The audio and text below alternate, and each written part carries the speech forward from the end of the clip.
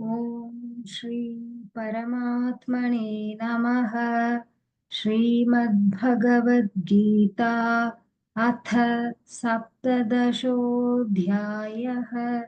श्रद्धात्रयविभागयोगः। अर्जुन उवाच ये शास्त्रविधिमुत्सृज्य यजन्ते श्रद्धयान्विताः तेषां निष्ठा तु का कृष्ण सत्त्वमाहोरजस्तमः। श्रीभगवानुवाच त्रिविधा भवति श्रद्धा देहिनां सा स्वभावजा सात्विकी राजसी चैव तामसी चेति तां शृणु। सत्त्वानुरूपा सर्वस्य श्रद्धा भवति भारत। श्रद्धामयोऽयं पुरुषः यो यच्छ्रद्धः स एव सः। यजन्ते सात्विका देवान् यक्षरक्षांसि राजसाः प्रेतान् भूतगणांश्चान्ये यजन्ते तामसा जनाः। अशास्त्रविहितं घोरं तप्यन्ते ये तपो जनाः दम्भाहङ्कारसंयुक्ताः कामरागबलान्विताः कर्षयन्तः शरीरस्थं भूतग्राममचेतसः माञ्चैवान्तः शरीरस्थं तान् विद्यासुरनिश्चयान्। आहारस्त्वपि सर्वस्य त्रिविधो भवति प्रियः यज्ञस्तपस्तथा दानं तेषां भेदमिमं शृणु। आयुः सत्त्वबलारोग्यसुखप्रीतिविवर्धनाः रस्या स्निग्धा स्थिरा हृद्याः आहाराः सात्विकप्रियाः कट्वं ललवणात्युष्णतीक्ष्णरूक्ष्णविदाहिनः आहारा राजसस्येष्टाः दुःखशोकामयप्रदाः यातयामङ्गतरसं भूतिपर्युषितं च यत् उच्छिष्टमपि चामेध्यं भोजनं तामसं प्रियम् अफलाकाङ्क्षिभिर्यज्ञः विधिदृष्टो य युज्यते यष्टव्यमेवेति मनः समाधाय स सात्विकः अभिसन्धाय तु फलम् दम्भार्थमपि चैव यत् युज्यते भरतश्रेष्ठ तैयज्ञं विद्धि राजसं। विधिहीनमसृष्टान्नं मन्त्रहीनमदक्षिणं श्रद्धाविरहितयज्ञः तामसं परिचक्षते। देवद्विजगुरुप्राज्ञपूजनं शौचमार्जवं ब्रह्मचर्यमहिंसा च शारीरं तप उच्यते। अनुद्वेगकरं वाक्यं सत्यं प्रियहितं च यत् स्वाध्यायाभ्यसनं चैव वाङ्मयं तप उच्यते। मनः प्रसादः सौम्यत्वं मौनमात्मविनिग्रहः भावसंशुद्धिरित्येतत् तपो मानसमुच्यते। श्रद्धया परया तप्तं तपस्तत् त्रिविधन्नरैः अफलाकाङ्क्षिभिर्युक्तैः सात्विकं परिचक्षते सत्कारमानपूजार्थं तपोदम्भेन चैव यत् क्रियते तदिह प्रोक्तं राजसञ्चलमध्रुवम् मूढग्राहेणात्मनो यत् पीडया क्रियते तपः परस्योत्सादनार्थौ वा तत्तामसमुदाहृतम् दातव्यमिति यद्दानं दीयतेनुपकारिणे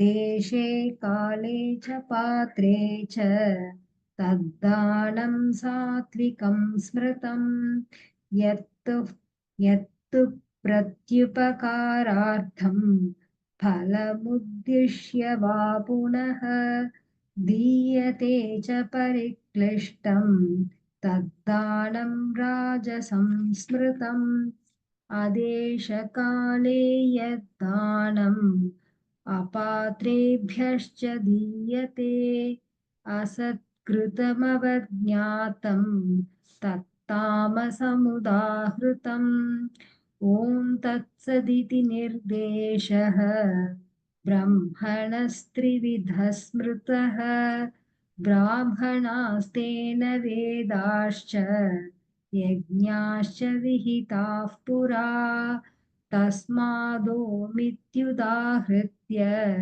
यज्ञदानतपः क्रियाः प्रवर्तन्ते विधानोक्ताः सततं ब्रह्मवादिनां तदित्यनाभिसन्धाय फलैर्यज्ञतपः क्रियाः दानक्रियाश्च विविधाः क्रियन्ते मोक्षकाङ्क्षिभिः सद्भावे साधुभावे च सदित्येतत् प्रयुज्यते प्रशस्ते कर्मणि तथा संशब्दः पार्थ युज्यते यज्ञे तपसि दाने च स्थितिः सदिति चोच्यते कर्म चैव तदर्थीयं सदित्येवाभिधीयते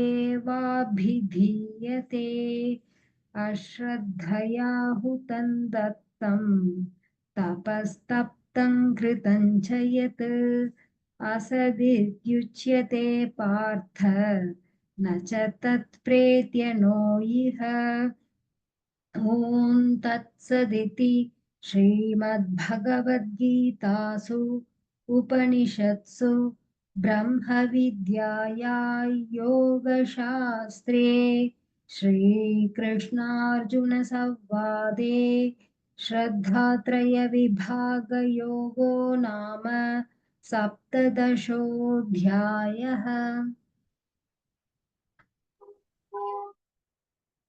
ओम श्री परमात्मने नमः। श्रीमद्भगवद्गीता अथ सप्तदशोऽध्यायः श्रद्धात्रय विभागयोगः।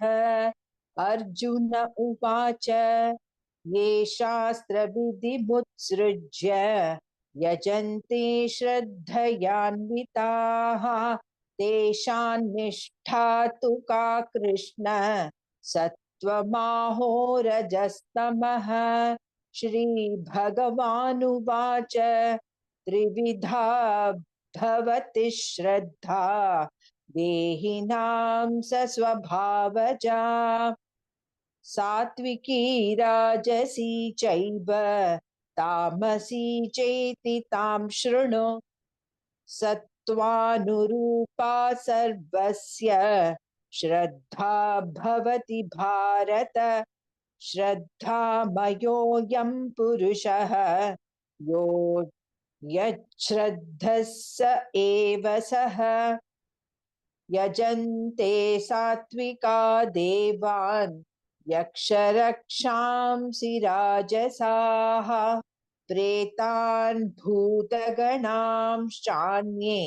यजन्ते तामसा जनाः अशास्त्रविहितं घोरं तप्यन्ते ये तपो जनाः दम्भाहङ्कारसंयुक्ताः कामरागबलान्विताः कर्षयन्तः शरीरस्थं भूतग्राममचेतसः मां चैवान्तः शरीरस्थं तान् विद्यासुरनिश्चयान् आहारस्त्वपि सर्वस्य त्रिविधो भवति प्रियः यज्ञस्तपस्तथा दानं तेषां वेदमिमं शृणु आयुः सत्त्वबलारोग्यसुखप्रीतिविवर्धनाः रस्या स्निग्धा स्थिरा हृद्याः आहारा सात्विकप्रियाः कट्वं ललवणात्युष्णतीक्ष्णरूक्षविदाहिनः आहारा राजसस्येष्टाः दुःखशोकामयप्रदाः यातयामङ्गतरसं पूतिपर्युषितं च यत् उच्छिष्टमपि चामेध्यं भोजनं तामसप्रियम् अफलाकाङ्क्षिभिर्यज्ञः विधिदृष्टो य युज्यते यष्टव्यमेवेति मनः समाधाय स सात्विकः अभिसन्धाय तु फलं दम्भार्थमपि चैव यत् युज्यते भरतश्रेष्ठ तयज्ञौ विद्धि राजसं विधिहीनमसृष्टान्नं मन्त्रहीनमदक्षिणम् श्रद्धाविरहितं यज्ञं तामसं परिचक्षते देवद्विजगुरु प्राज्ञपूजनं शौचमार्जवम् ब्रह्मचर्यमहिंसा च शारीरं तप उच्यते अनुद्वेगकरौ वाक्यं सत्यं प्रियहितं च यत् स्वाध्यायाभ्यसनं चैव वाङ्मयं तप उच्यते मनः प्रसादः सौम्यत्वं मौनमात्मविनिग्रहः भावसंशुद्धिरित्येतत् तपो मानसमुच्यते श्रद्धया परया तप्तं तपस्तत्त्रिविधन्नरैः अफलाकाङ्क्षिभिर्युक्तैः सात्विकं परिचक्षते सत्कारमानपूजार्थं तपोदम्भेन चैव यत् क्रियते तदिह प्रोक्तं राजसञ्चलमध्रुवम् मूढग्राहेणात्मनो यत् पीडया क्रियते तपः परस्योत्सादनार्थौ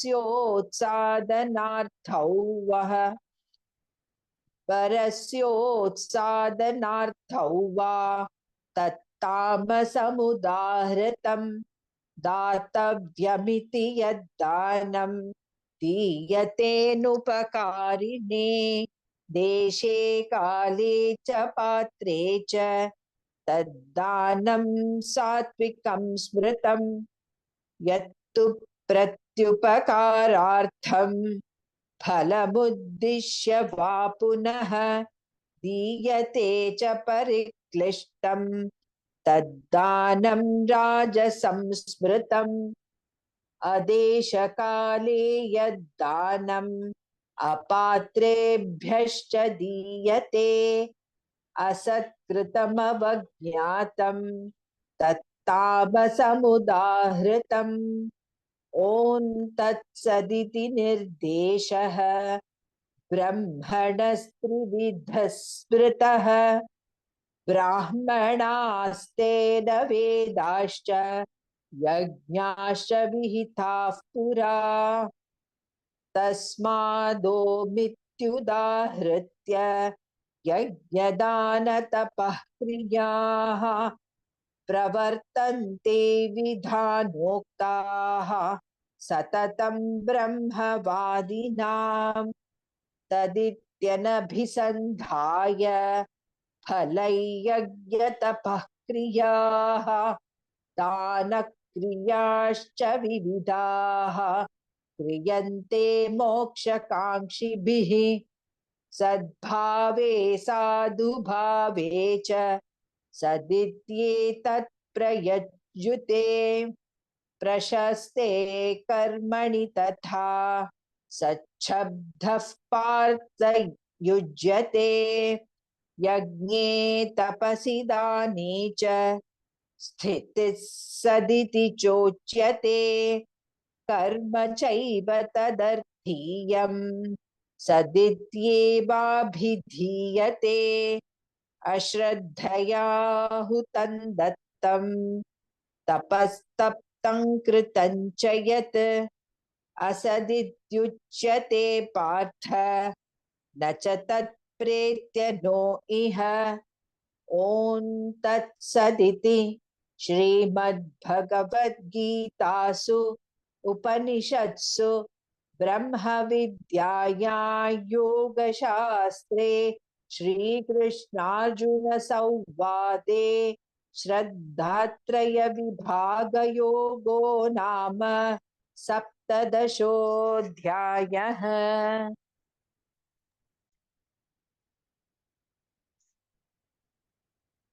ओम श्री परमात्मने नमः। अथ श्रीमद्भगवद्गीता अथ सप्तदशोऽध्यायः। श्रद्धात्रयविभागयोगः। अर्जुन उवाच ये शास्त्रविधिमुत्सृज्य यजन्ते श्रद्धयान्विताः तेषां निष्ठा तु का कृष्ण सत्त्वमाहो रजस्तमः। श्रीभगवानुवाच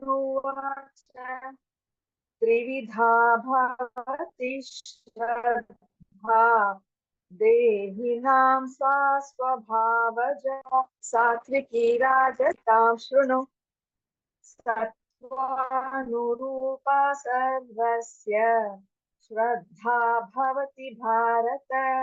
श्रद्धामयोऽयं पुरुषः यो यच्छ्रद्धः स एव सः यजन्ते सात्विका देवान् यक्षरक्षांसि राजसाः प्रेतान् भूतगणांश्चान्ये यजन्ते तामसा जनाः अशास्त्रविहितं घोरं तप्यन्ते ये तपो जनाः दम्भाहंकारसंयुक्ताः कामरागबलान्विताः कर्षयन्तः शरीरस्थं भूतग्राममचेतसः मां चैवान्तः शरीरस्थं तान् विद्यासुरनिश्चयान् आहारस्त्वपि सर्वस्य त्रिविधो भवति प्रियः यज्ञस्तपस्तथा दानं तेषां भेदं मम शृणु आयुस् सत्त्वबलो बलारोग्य सुखप्रीतिविवर्धनाः रस्या स्निग्धा स्थिरा हृद्याः आहारा सात्विकप्रियाः कट्वं ललवणात्युष्णतीक्ष्णरूक्षविदाहिनः आहारा राजसस्येष्टाः दुःखशोकान्मयप्रदाः यातयामङ्गतरसम् ऊतीपर्युषितं च यत् उच्छिष्टमपि चामेध्यम् भोजनं तामसप्रियम् अफलाकाङ्क्षिभिर्यज्ञाः विधिदृष्टो य युज्यते यष्टव्यमेवेति मनः समाधाय स सात्विकः अभिसन्धाय तु फलम् दम्भार्थमपि चैव यत् इज्यते भरतश्रेष्ठ तैयज्ञौ विद्धि राजसम् विधिहीनमसृष्टानम् मन्त्रहीनमदक्षिणम् श्रद्धाविरहितं यज्ञम् तामसं परिचक्षते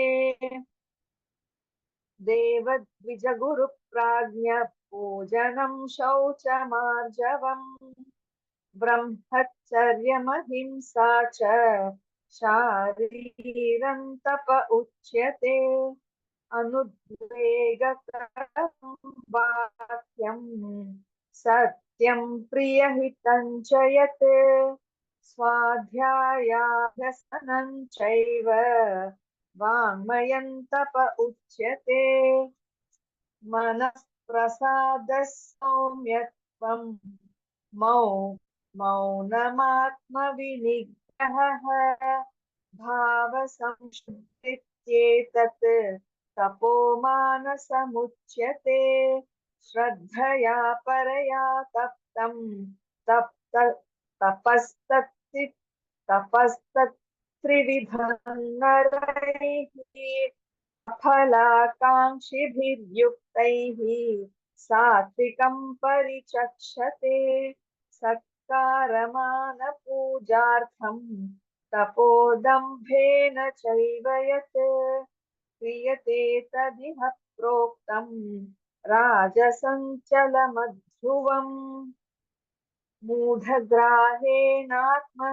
यत् पीडया क्रियते तपः परस्योत्सादनार्थो वा तत्तामसमुदाहृतम् दातव्यमिति यद्दानं दीयतेनुपकारिणे देशे काले च पात्रे च तद्दानं सात्विकं स्मृतम् यत्तु प्रत्युपकारार्थं फलमुद्दिश्य वा पुनः दीयते च परिक्लिष्टं तद्दानं राजसंस्मृतम् आदेशकाले यद्दानम् अपात्रेभ्यश्च दीयते असत्कृतमवज्ञातं तत्तामसमुदाहृतम् ॐ तत्सदिति निर्देशः ब्रह्मणस्त्रिविधः स्मृतः ब्राह्मणास्तेन वेदाश्च यज्ञाश्च विहिताः पुरा तस्मादोमित्युदाहृत्य यज्ञदानपतः क्रियाः प्रवर्तन्ते विधानोक्ताः सततं ब्रह्मवादिनां तदित्यनभिसन्धाय फलं यज्ञतपः क्रियाः दानक्रियाश्च विविधाः क्रियन्ते मोक्षकाङ्क्षिभिः सद्भावे साधुभावे च सदित्येतत् प्रयुज्यते प्रशस्ते कर्मणि तथा स्वच्छब्दः पार्थयुज्यते यज्ञे तपसि दाने च स्थितिः सदिति चोच्यते कर्म चैव तदर्थीयम् सदित्येवाभिधीयते अश्रद्धया हुतं दत्तं तपस्तप्तं कृतं च यत् असदित्युच्यते पार्थ न च तत्प्रेत्य नो इह ॐ तत्सदिति श्रीमद्भगवद्गीतासु उपनिषत्सु ब्रह्मविद्यायां योगशास्त्रे श्रीकृष्णार्जुनसंवादे श्रद्धात्रयविभागयोगो नाम सप्तदशोऽध्यायः। ॐ श्रीकृष्णार्पणमस्तु। ओम श्री परमात्मने नमः। श्रीमद्भगवत गीता अथ सप्तदशोऽध्यायः। श्रद्धात्रय विभागयोगः। अर्जुन उवाच ये शास्त्रविधिमुत्सृज्य यजन्ते श्रद्धयान्विताः तेषां निष्ठा तु का कृष्ण सत्त्वमाहो रजस्तमः। श्रीभगवानुवाच त्रिविधा भवति श्रद्धा देहिनां सा स्वभावजा सात्विकी राजसी चैव तामसी चेति तां शृणु। सत्त्वानुरूपा सर्वस्य श्रद्धा भवति भारत। श्रद्धामयोऽयं पुरुषः यो यच्छ्रद्धः स एव सः। यजन्ते सात्विका देवान् यक्षरक्षांसि राजसाः प्रेतान् भूतगणांश्च अन्ये यजन्ते तामसा जनाः। अशास्त्रविहितं घोरम् अप्यन्ते ये तपो जनाः दम्भाहंकारसंयुक्ताः कामरागबलान्विताः कर्षयन्तः शरीरस्थं भूतग्रामचेतसः मां चैवान्तः शरीरस्थं तान् विद्यासुरनिश्चयान्। आहारस्त्वपि सर्वस्य त्रिविधो भवति प्रियः यज्ञस्तपस्तथा दानं तेषां भेदमिमं शृणु। आयुस्सत्त्वबलारोग्य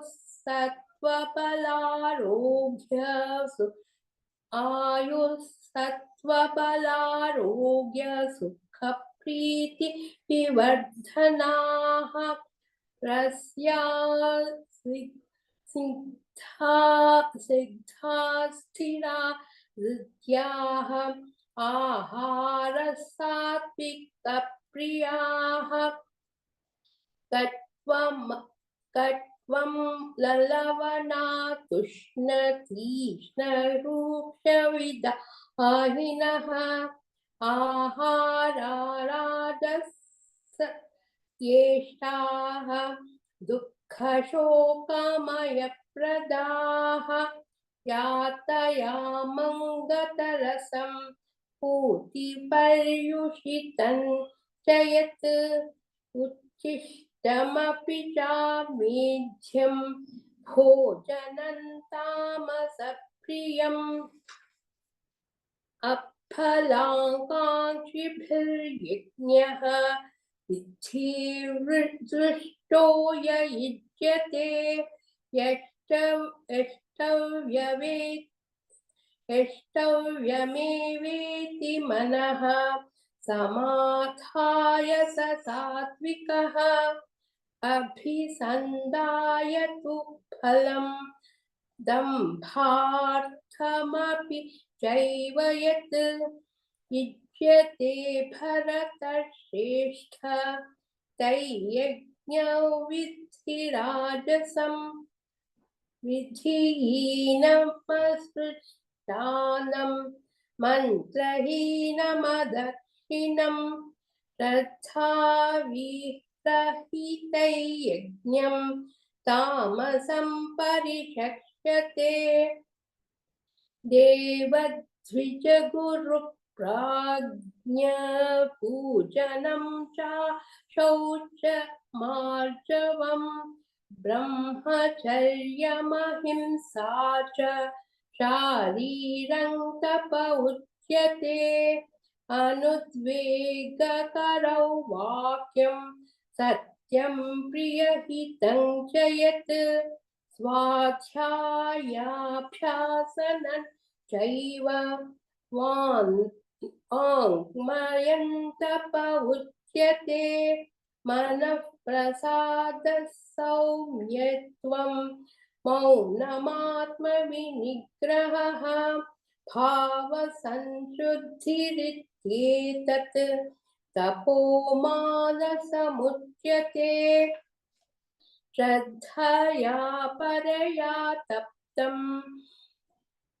तपस्तत्त्रिविधं नरैः अफलाकाङ्क्षिभिर्युक्तैः सात्विकं परिचक्षते सत्कारमानपूजार्थं तपोदम्भेन चैव यत् क्रियते देहि प्रोक्तं राजसञ्चलमध्रुवम् मूढग्राहेण आत्मनो यत् पीडया क्रियते तपः परस्योत्सदानार्थो वा तत्तामसमुदावृतम् दातव्यमिति यद्दानं दीयतेनुपकारिणे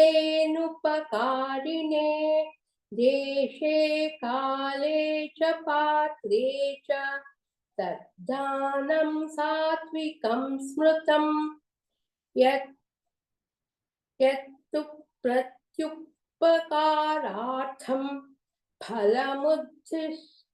फलमुद्दिश्य वा पुनः दीयते च परिक्लिष्टं तद्दानं राजसंस्मृतम् अदेशकाले यद्दानम् अपात्रेभ्यश्च दीयते असकृत्तमवज्ञातं ततामसमुदाहृतम्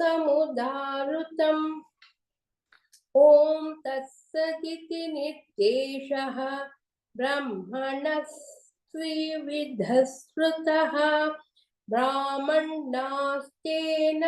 वेदाश्च यज्ञाश्च विहिताः पुरा तस्मादोमित्यदागृत्यं यज्ञदानतपःक्रियाः प्रवर्तन्ते विद्धानोक्ताः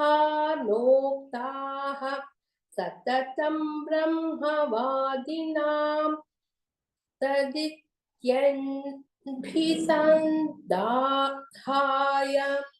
फलयज्ञतपःक्रियाः दानक्रिया च विविधाः क्रियन्ते मोक्षकाङ्क्षिभिः सद्भावे साधुभावे च सद्दित्येतत्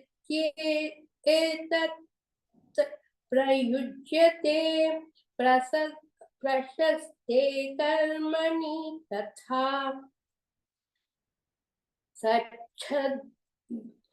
सच्छब्दः पार्थमुच्यते यज्ञे तपसि दाने च स्थितिः सदिति चोच्यते कर्म चैव तदर्थीयं तद्विद्येवाभिधीयते